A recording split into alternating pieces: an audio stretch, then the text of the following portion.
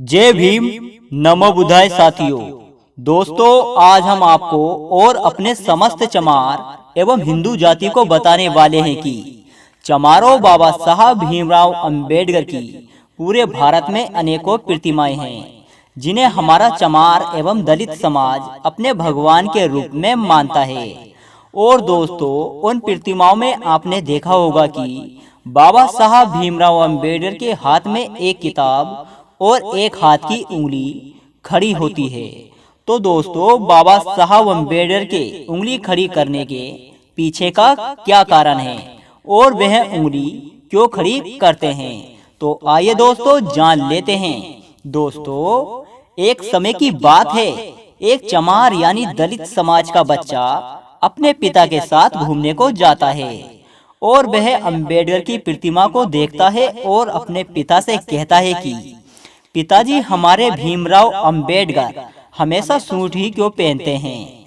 उस पर उसके पिता कहते हैं कि बेटा, वह हमारे दलित समाज को अच्छा दिखाने और बेहतर बनाने के लिए सूट बूट में रहा करते थे।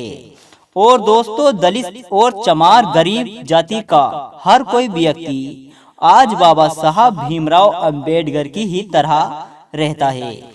इसके बाद बच्चा अपने पापा से दूसरा सवाल पूछता है कि पापा, अंबेडकर अपनी जेब को हमेशा पेन क्यों लगाए रहते हैं। इस पर उसके पिता ने कहा कि बेटा, जो हमारा चमार एवं दलित गरीब पीढ़ी के लिए वह पेन लगाया करते हैं, वह पेन नहीं बल्कि एक संघर्ष और लड़ाई की अटूट तलवार है।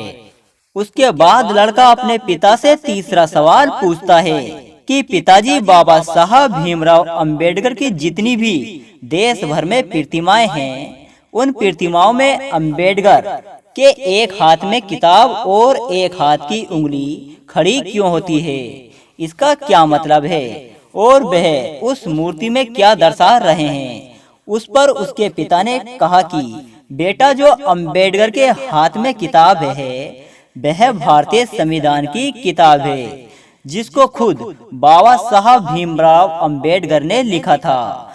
और आज हमारा भारत देश इसी किताब के आधार पर चल रहा है और दलित समाज के लिए उस किताब में लड़ाई और संघर्ष के बारे में लिखा हुआ है। और दूसरी बात, उनकी एक हाथ की उंगली यह इशारा करती है कि अगर इस संविधान को सही में अमल बनाना है तो जितने भी योग्य लोग हैं वह सब भारतीय संसद में होने चाहिए।